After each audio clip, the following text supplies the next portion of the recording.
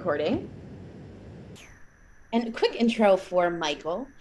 Michael is an international facilitator, consultant, and healer who works with organizations and individuals to weave story to help us connect with ourselves, each other, and the wider world better.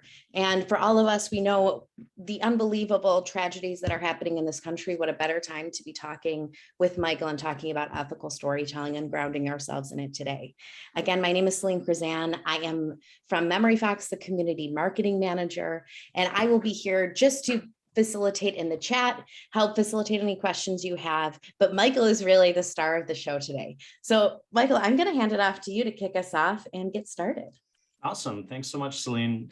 Hey, everybody. It is good to be here with you. Before I share my screen, I just want to welcome you. I feel like one of the things we suck at in our culture is welcoming each other, especially on Zoom spaces. So wherever you are, DC, San Luis Obispo, Boston, New Jersey, deep welcome and so much gratitude for spending the time to explore this whole topic of ethical storytelling. For those of you who are here for quick fundraising tips, nope, that's not what we're talking about. So if that's what you're here for, honestly, your time is better spent elsewhere.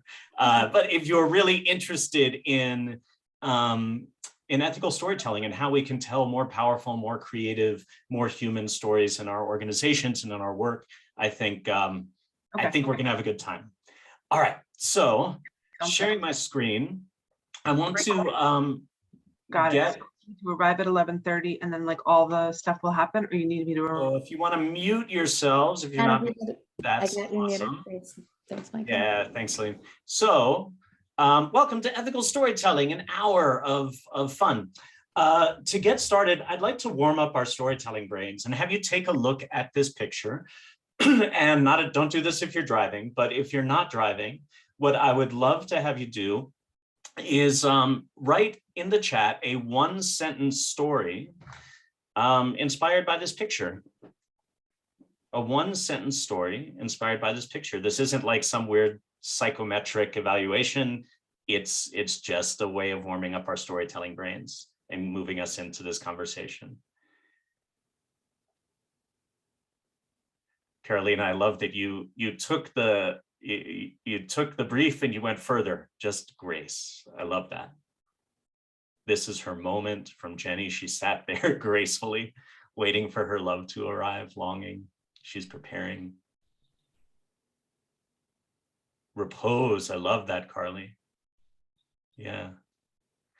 So as these stories come in, whether they're one word or one sentence, whether they're descriptive or not, the thing to notice, waiting for the sun to set. Brianna, I love that. Now we know what time of day it is, right?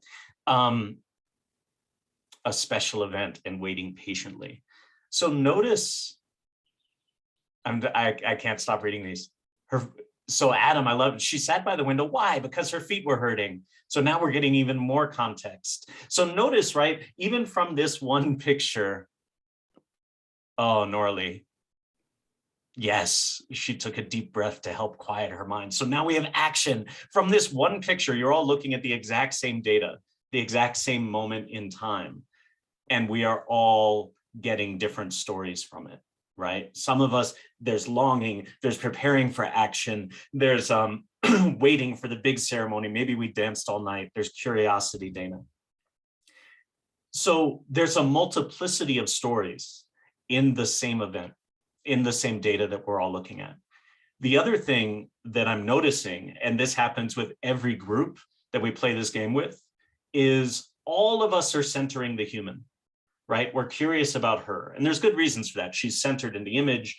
We're human, so of course we will tell the story from her perspective. But I'm also curious what the dress's story is. How long has the dress been waiting for somebody to wear it, right? And what does it mean that she's turning away from us? What is the window scene, right? What is the story of this wallpaper? How does the chair feel being sat on?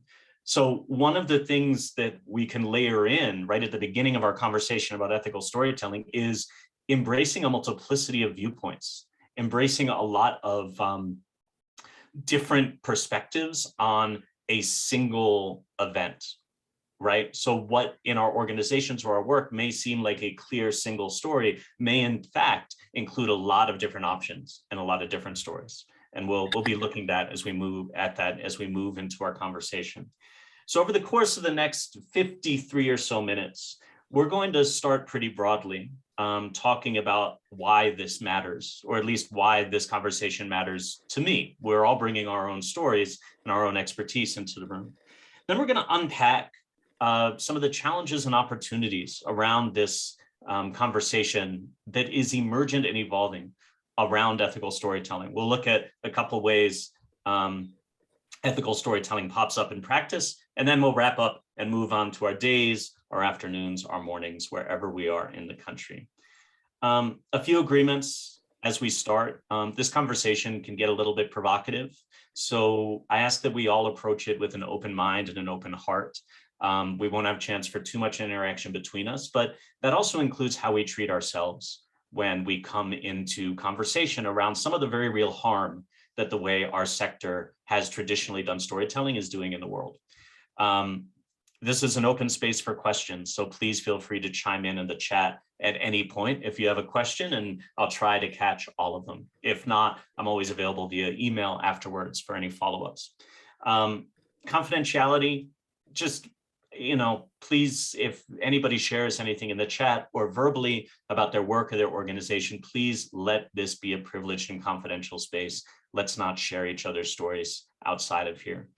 And finally, I'd ask that we allow this to be a learning space. Some of you have been engaged in this conversation around ethical storytelling for years. I've been engaged in it really actively, researching, working, collaborating internationally about it since 2016. Some of you may have been engaged with it for much longer. Some of you may be new to this conversation. There is no right way to be. One of the things that is true about ethical storytelling is it is an emergent field. So while there are some tools that we'll be looking at and some approaches, there is no established expert on ethical storytelling as a field. There are experts within individual organizations. So we all have something to contribute and something to bring to the conversation through your questions, through your presence, and through the work that you do out in the world. So what's important about ethical storytelling? And to get at that, I think it's important to establish some context and to answer the question, well, what's the story we're inside of? How did the field of not-for-profit or impact storytelling evolve, and what were the structures around it? And there's a few things that led to it. The first is that our sector, the social impact sector, evolved within a profoundly inequitable system. 6 years ago, that might have been a controversial comment for some folks. It might not be today. The second factor that came into the evolution of not-for-profit storytelling is that historically, charity or philanthropy, the way it evolved in this country, has carried the expression of the belief that our current inequities and injustices will continue forever. In other words, philanthropy did not originally evolve in this country to facilitate systemic change. It's starting to shift that way now. It evolved essentially as a tax shelter for wealthy people to help people who were less wealthy live a little bit better. But it did not seek to shift inequitable structures, right? So that's again, it's starting to shift, but from inception, that's where we started.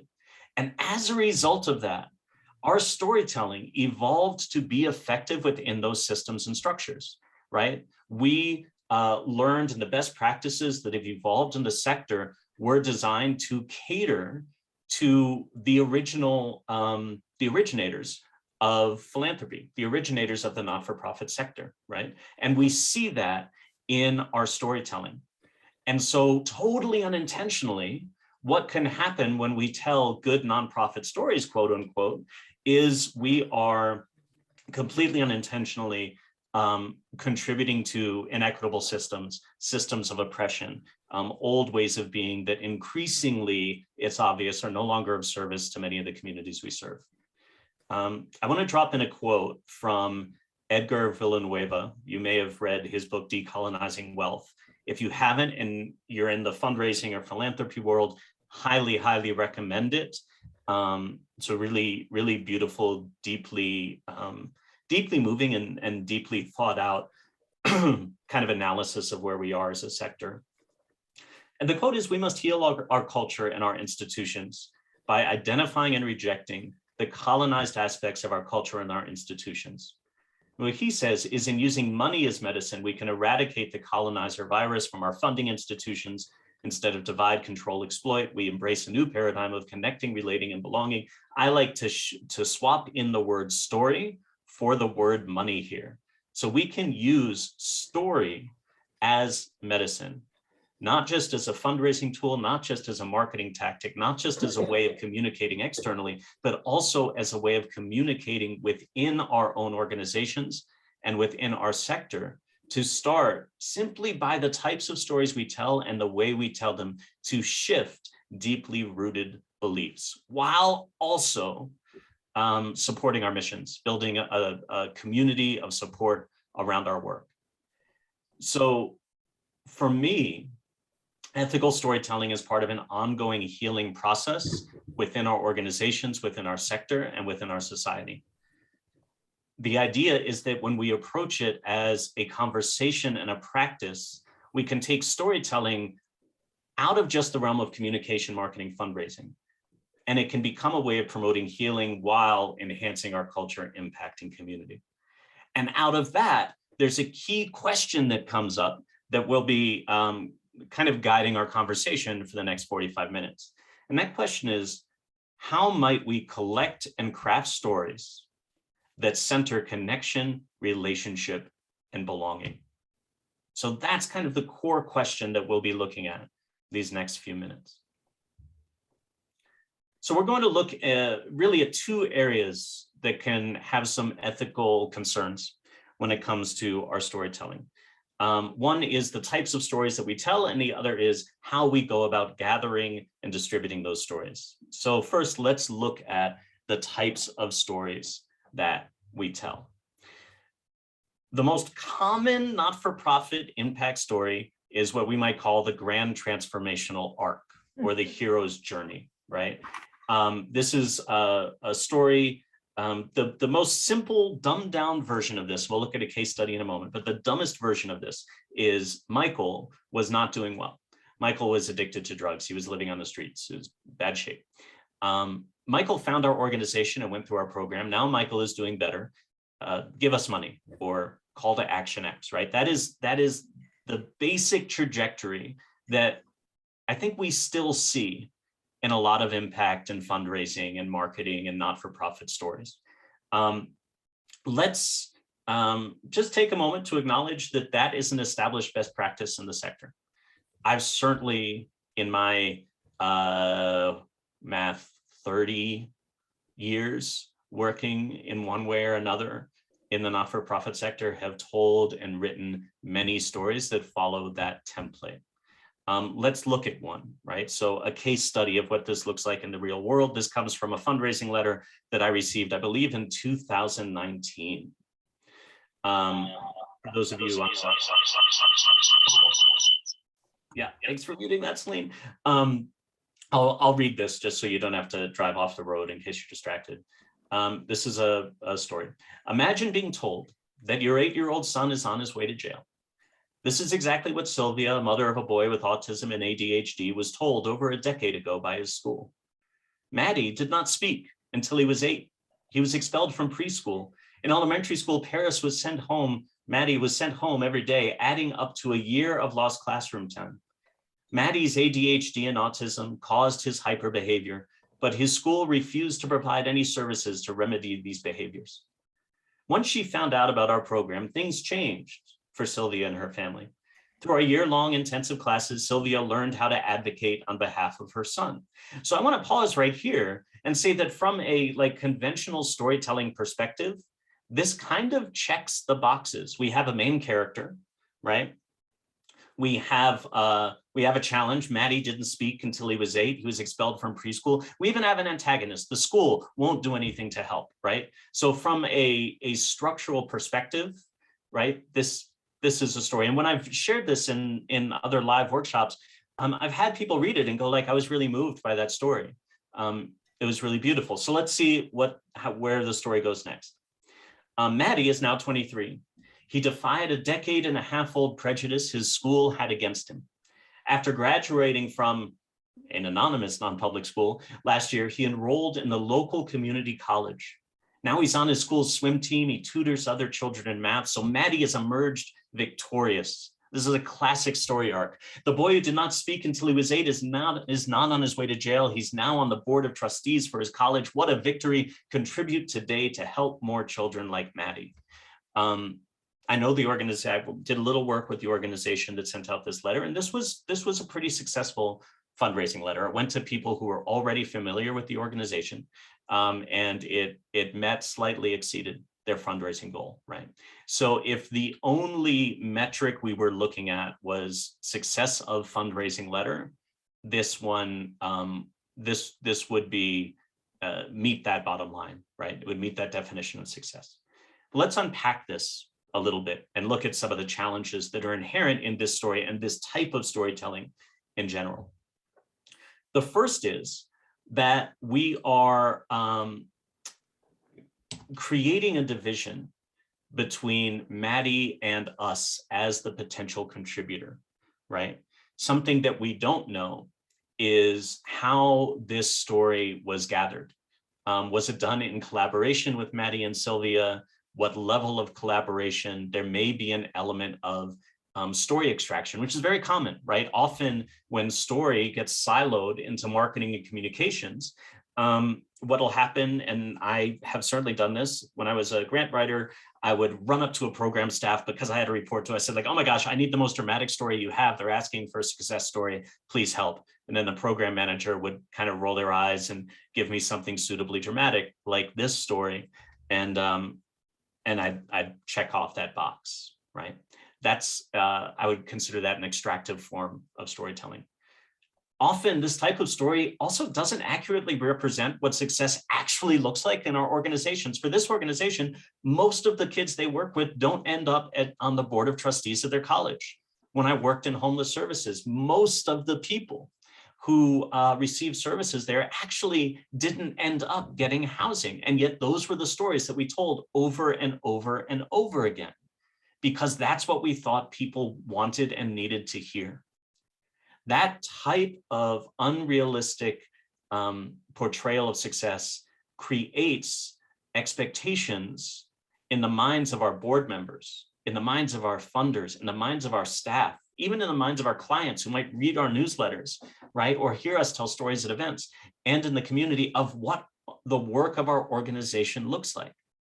For the great majority of us, success doesn't happen in grand transformational arcs. It happens in small moments of incremental change. And so how might we be able to shift our stories to be more aligned with what success looks like in our organization, both to value our work, value our mission, value the work that our staff and our clients do, and also to help funders understand what we actually do, right? What our work actually looks like on a day-to-day basis. So a few ways that we can tell more ethical stories. One is, like we were just talking about, to look beyond the obvious story. There are these small moments that we encounter every single day, moments of surprise, change, or discovery. I call them intimate epics that contain a ton of beauty, that allow an audience to connect emotionally with our work, to connect emotionally with the people that we serve, right? While still honoring everything, the dignity, the voice, the resilience of everyone involved, staff, clients, funders, everyone. An example of a story like this might be, I'll share one from an organization I worked with a few years back. There was, and this is something I experienced directly, it was coincidentally not the same organization, an organization that worked with young children who were experiencing developmental delays, autism, ADHD, kids who outside of this organization might have been written off, even at the young age of 4 or 5. So what I witnessed in this small moment was in a classroom with teachers. The kids were sitting in a circle, and outside the circle was a circle of parents. And this was something they apparently did every Friday, where one of the kids, with the help of maybe a teacher, would go into the middle of the circle. And there was a pile of toys there, and they would pick up a toy, and then they'd go to some other kid in the circle and give them the toy as a gift. Such a small thing, seemingly insignificant, but for these kids, that degree of social interaction, right? That idea of giving to another child to create relationship was off the charts amazing. And as one kid after another went and did this, I witnessed the kids all starting to smile as they received toys and as they gave toys to each other. And the parents began to cry, a lot of them, because they never thought that they would see their kids engage in something so seemingly simple. That's the story. That tells me everything I need to know about the beauty and the work and the power of that organization. These small moments of exchange. A conventional story might be, and then 10 years later, one of these children grew up to be the captain of their swim team. We don't need that, because that's probably not the real story for most of these kids. There's another level to this idea of an intimate epic where we can start to help people understand the complexity of the ecosystem of support that's necessary to create these small moments, right? And I call this the wagon wheel structure. And here's how it works. You would put that small moment, those kids in that circle giving toys to one another. You would put that in the center. You would start with that, right? With the permission, of course, of the parents. And then you can unpack everything that happened that was necessary to create that moment. That small moment of one child giving a toy to another required a trained staff of teachers, right? All of whom have master's degrees. It required a database and information infrastructure to track the kids' progress, to reach out to parents, to make sure that everything was being coordinated. It required toys. It required a clean, beautiful facility to house these incredible programs. It requires funding from incredible contributors in the community. So you start to see how we can start with a small moment and then show how much resource is necessary to create it, right? A lot of times when we center just the individual journey, the complexity of that ecosystem gets lost. And so that's one of the reasons that we have so much emphasis, or what evolved in the sector was so much emphasis on restricted giving, because people were not led to understand how much was required outside of direct program costs to create change, right? So this is one way that we can tell stories that really reflect the full complexity and full cost of our work. Another thing that we can look at is widening our universe of stories.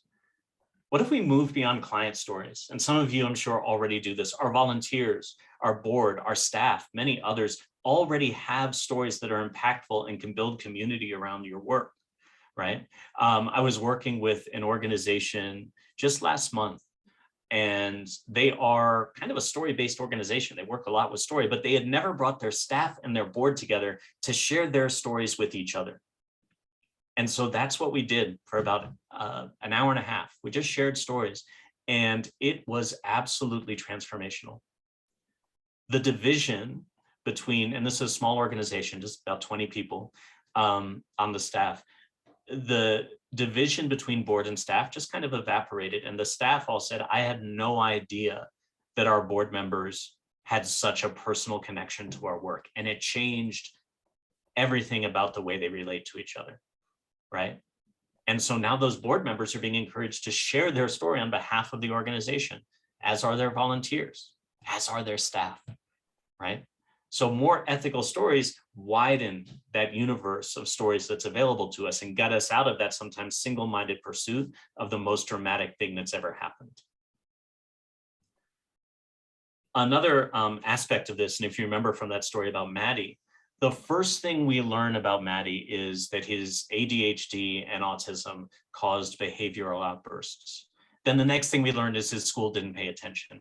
We're centering his challenges, and we're centering those challenges in that story in a way that may reinforce stereotypes or false beliefs around kids who experience ADHD and autism. By emphasizing growth over hardship, we honor the humanity of everybody in the story. In other words, what if we started based on, what if we met Maddie when he was in community college? What if we met Maddie as already on the board of trustees of his college? Even better, what if he were telling his own story, right? What if Sylvia was telling the story? This is, if you want to know more on this, Trabian Shorter has done amazing work. He calls it asset framing, right? The incredible difference it makes when we center somebody's strengths and begin to see their challenges through the lens of their humanity and their strengths, instead of making it all about the challenge. There's something called the anchoring effect, which is the first thing that I learn about someone in a story, right? They're addicted to drugs, they have ADHD, they have autism, they're living on the streets, creates an anchor around which any other story element arranges itself, right? So no matter what happened with Maddie in that story, the fact that he, emerged with this grand victory of being on the board of trustees of his college, that is seen through the lens of his childhood challenges. What if we switch that? We don't sacrifice any emotional connection, right? We still create empathy with the audience. Physiologically, chemically in our body, we're still releasing oxytocin. This is what stories do. They release oxytocin. It's why stories are so effective, right? So what if we looked at the stories we've been telling and flipped them to emphasize humanity and strength, resilience over hardship? And finally, and this to my mind is one of the most powerful and overlooked tools, is to create a double bottom line for our storytelling. A double bottom line means that, like in the case of the letter we were looking at, they would measure success not just by, was it a successful fundraising letter? They would also look at, does it adhere to certain ethical guidelines and concerns? Here's what an example of what that might look like.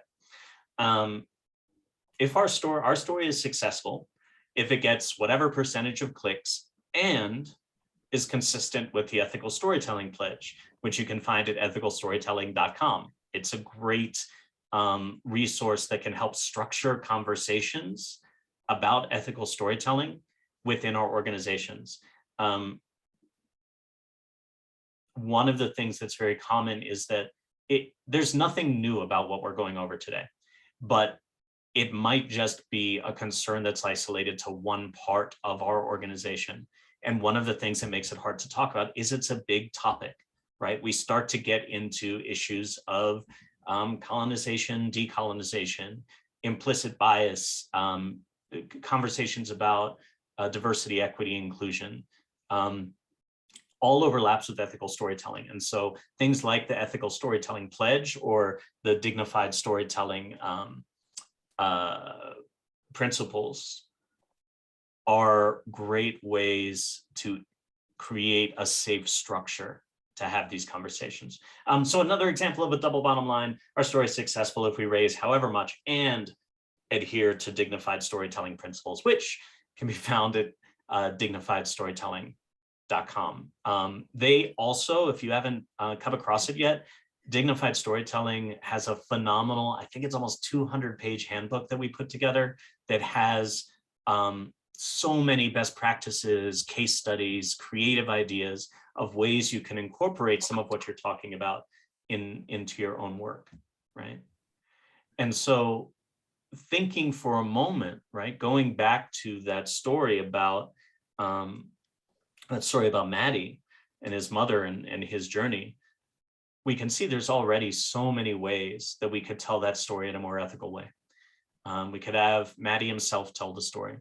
We can start with the end, right? We could start by centering where he is now. We could tell just a small part of that story. Instead of the grand transformational arc, maybe it could be about a moment, a significant moment that Sylvia had in that year-long program. Just like that picture we looked at the very beginning of the woman in the dress, we could look at the same set of data, these same plot points, and devise any number of stories that navigate the ethics of this type of storytelling a little bit differently.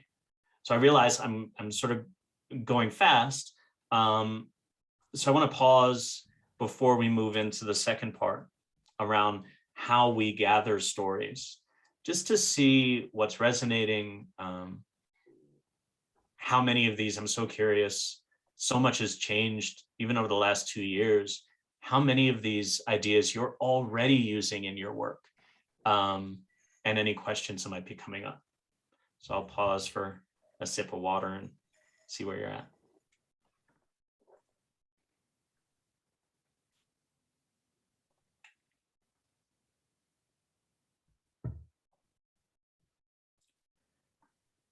All right, we're going to move on.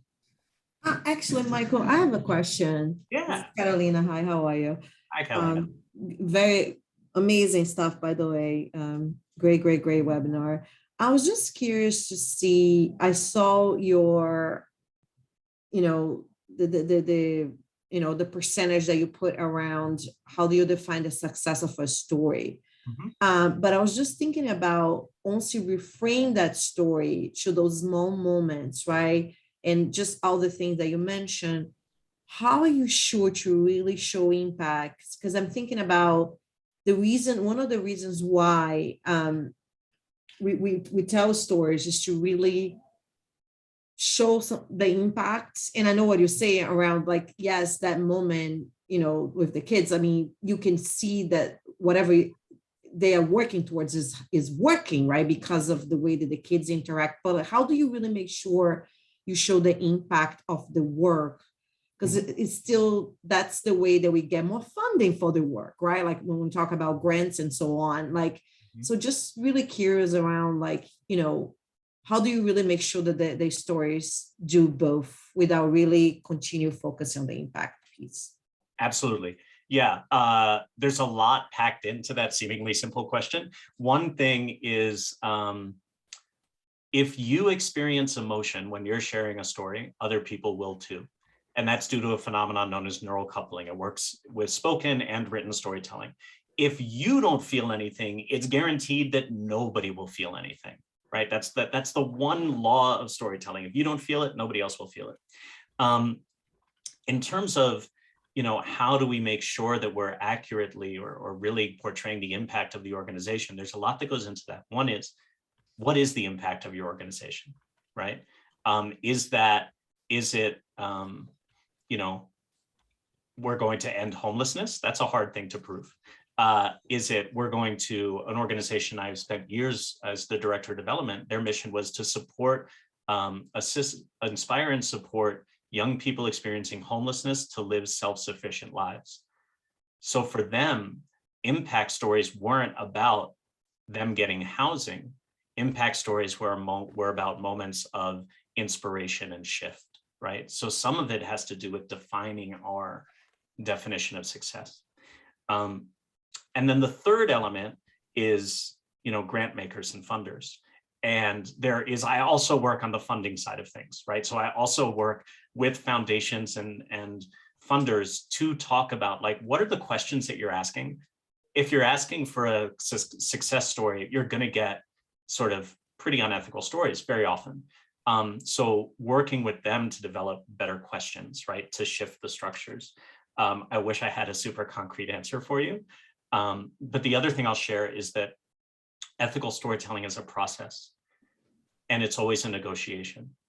So if you have a double bottom line, it might be, this story is actually a little bit off. It's a little bit ethically questionable, but we're going to tell it anyway because we really need the money.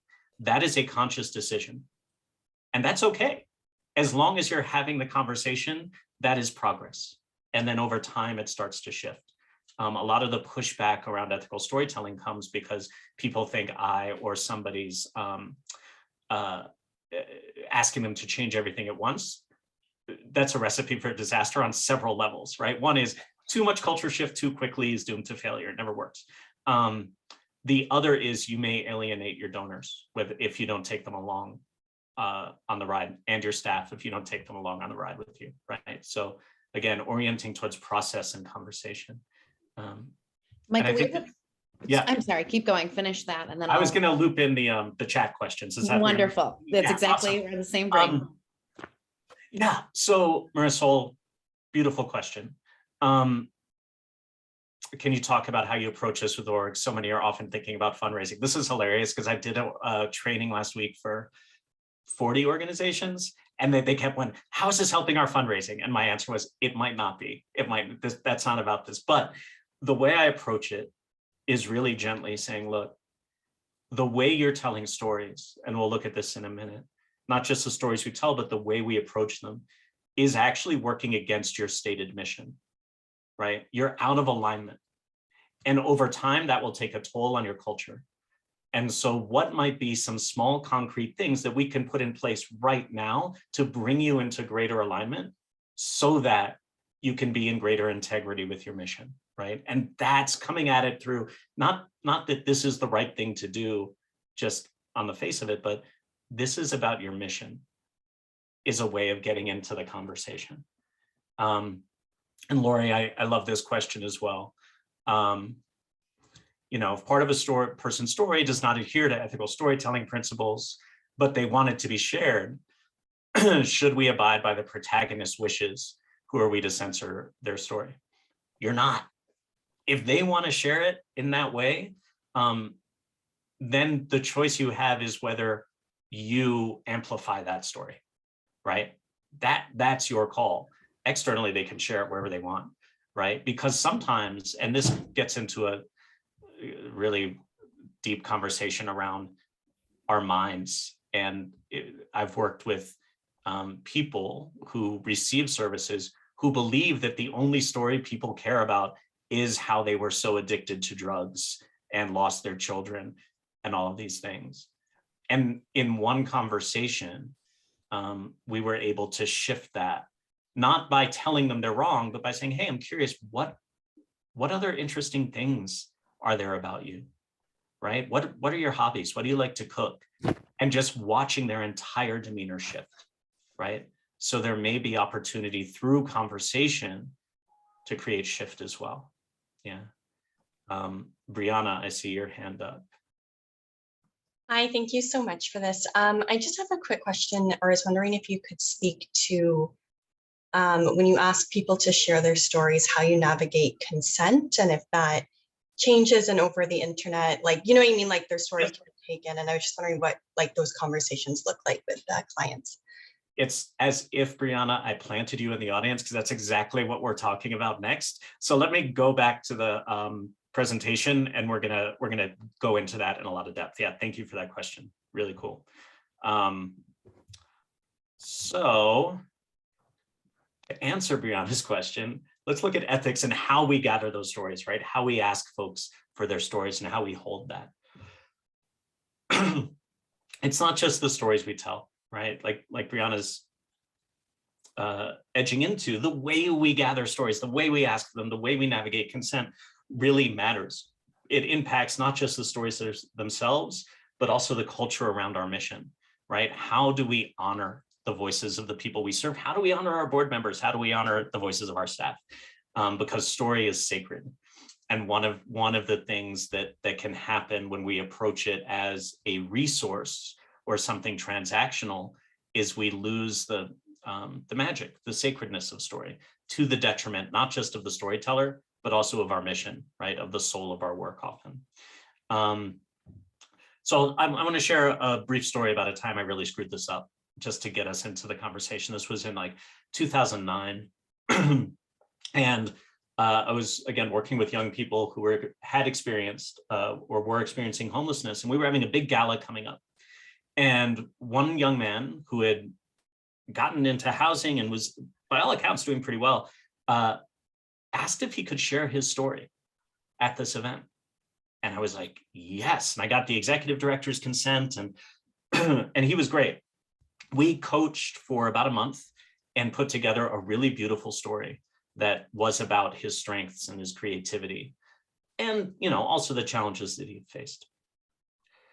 What happened is that I did not really key into the fact that him sharing his story with me in an environment where he was super comfortable was not the same as getting in front of 250 wealthy white people at an event and sharing his story. And so what happened is he got up there and froze, and started shaking and panicked, and didn't tell the story the way we had workshopped it. He really just went into a story about his drug addictions and a story about kind of begging for money.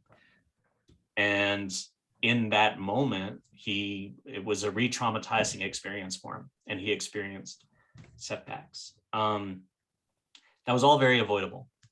And some of the things that we'll look at next are structures and ways of navigating, Brianna, to your question, these consent conversations that can really bring up some of these implicit power dynamics, so that people can enter into sharing their story with a greater level of awareness of the potential consequences, right? What could happen, and the exact ways that we might use their story, or not use, but share their story out in the world, right? So some of the risks that we come across, right?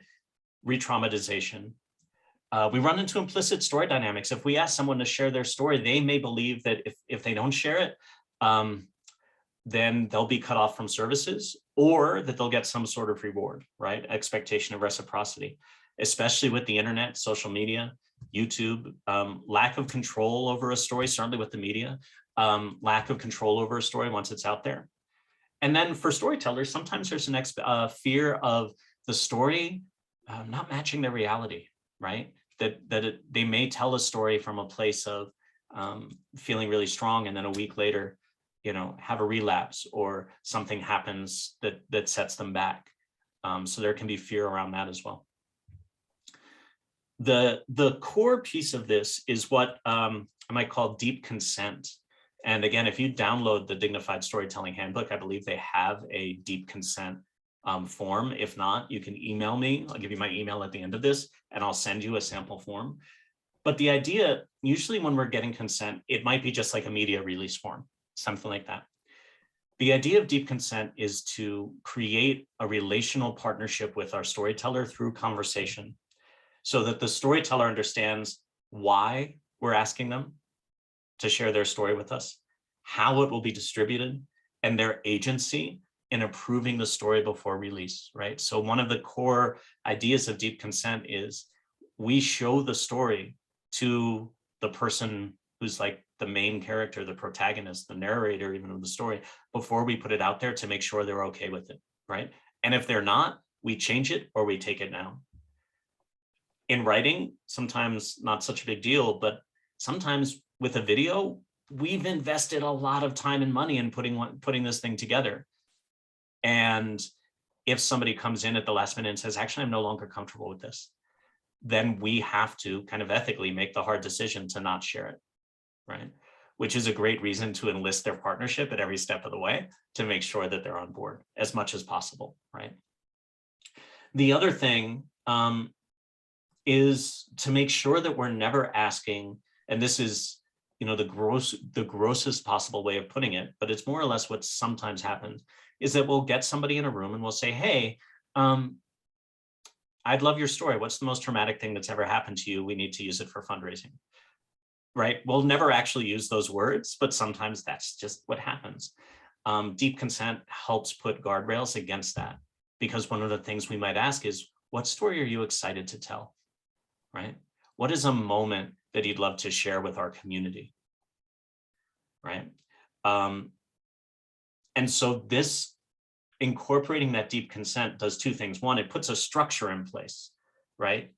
You create a form that makes sure you're going through the same steps every time. And as you go through that structure, the mindset and the behavior starts to shift. And that structure piece for this is really, really important, because it's nice to talk about it in the abstract, but often in our work, we're under deadline. Stuff has to be done quickly. And things like deep consent can be the first ones to go by the wayside, right? So that conversation is really key. it's also really important, especially if we're working with folks who have experienced trauma, or folks who, I would say anytime we're working with story, to create a safe container, both for them and for their stories. Deep consent is a huge part of that. Things that I could have done at that gala to create a safe container was making sure that we had a case manager there, right? Ready, standing by.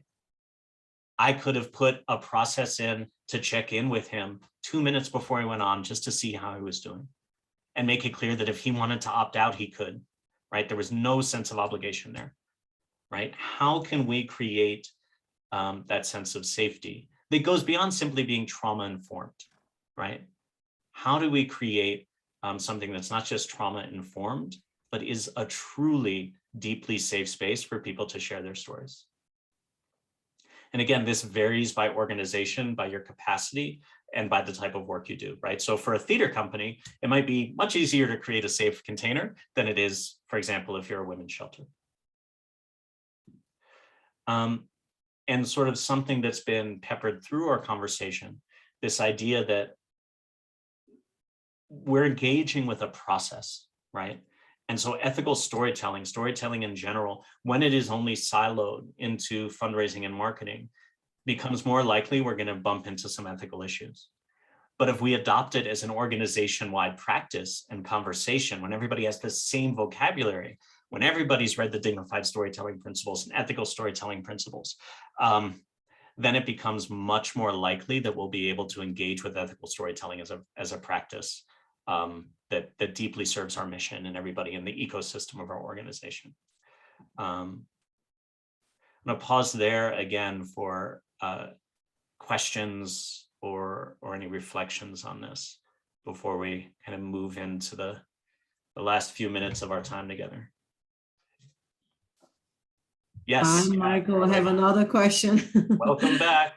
Oh, great. So I was just wondering if when you really, if this framework is applicable only for like external storytelling or also for internal storytelling. Like, for example, I sit within a corporation, so, I totally understand from the external point of view that it's really important to create emotional connection and all. But I was just wondering, when we are presenting like results of the work that we do internally, right, to our senior leaders and on, should we still follow that framework? That is any sort of distinction that exists between the two? I love this question. That's an easy yes. Yes, right. These ethical storytelling principles and storytelling in general is just as, if not more, applicable internally, right? And so I've done a ton of work with teams. I did one Tuesday actually, around how do we create a safe space to share our stories, to build trust internally.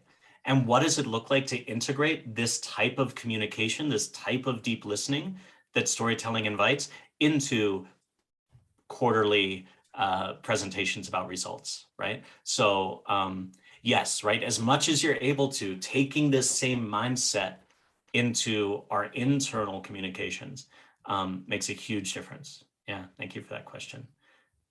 Yes, Dana. Hi, Michael. I just wanted to thank you for the presentation and just share just briefly like how I plan to incorporate some of these learnings. Awesome. So like Carolina, I work in a nonprofit, but we're working with corporations to create career pathways.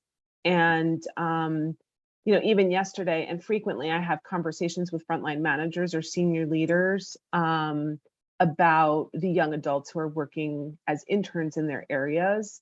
And I'm always seeking ways to lead with like strengths-based, sort of how I coach those managers is like just crucial. And so this is just really helpful. I think it's not just for fundraising, but I think it's like really the whole constellation of folks who are working around this area of how we represent the work that we do and the stakeholders at the center who we're aiming to support. So thank you. Yeah, you're so welcome. And yeah, I'm so glad that's resonating, right? That idea of this isn't just fundraising. This is about, and I love that word, the constellation of support, everybody working in this. Frankly, everybody working in the sector. Really, it would be one, like my dreamy dream is everybody has this same shared vocabulary and understanding that we're able to create change in the world through story. Yeah. Thank you for that. Yeah. Any other questions, reflections before we move towards closing out? Sure, I have another quick one if you don't mind. In regards to like media relations with people maybe that like not with your organization, but local news outlets and everything, like how do you incorporate kind of these values when you're working with partners like that? Totally. So tricky, because they've got a different priority sometimes. I have done ethical storytelling training, and right, ethical storytelling is different than journalistic ethics. So you can adhere to journalistic ethics and still tell an unethical story. So one thing that I've done personally is I've done trainings for journalists around this, and they get it. They're like, okay, got it.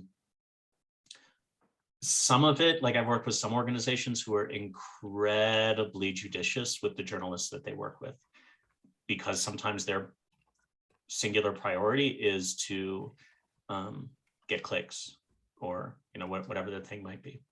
So being judicious and then engaging in really powerful story framing with them so that the data they have gives them limited options for how they might be able to tweak a story in a way that might be harmful, right? And asset framing is great for that. But that's a really tricky thing that if you want to email me, we can have a longer conversation about it. I would love to jam on it a little bit.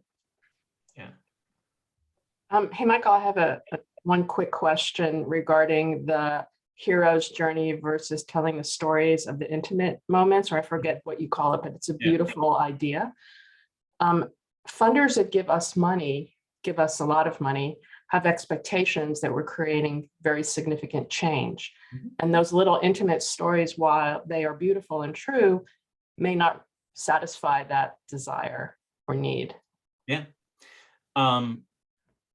So I have two responses. One is to push back gently against the idea that an intimate epic doesn't show significant change, right? Because the seeds, was it Walt Whitman, the universe in a grain of sand, the seeds of conventional big impact are in those small moments. The other thing I'd say is depending on your relationship with your program manager, right?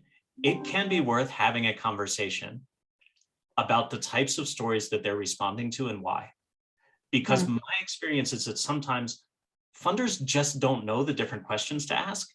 And they're frustrated by the types of stories they're getting too, because they're like, yeah, I've read this story with different names year over year over year. This isn't telling me anything new. So they feel trapped. And then we feel trapped, right? And so if you have a good relationship with a program manager or program officer, that might be a way to navigate it, right? Yeah, exactly. And this is why it's a process, right? Because if all of a sudden you start telling different stories, they'll be like, wait a minute, that doesn't sound right, right? Yeah. Thank you. Great question. Yeah. So about 4 minutes left, friends. I want to just a couple of closing-ish thoughts. One, just some pitfalls, right? And I don't, just from the questions I'm getting, I don't think this is something that you all fall into, but the idea of treating ethical storytelling as a checkbox, right? We want to move away from that into seeing it as a process. We've talked a lot about how we might integrate storytelling into our organization more fully.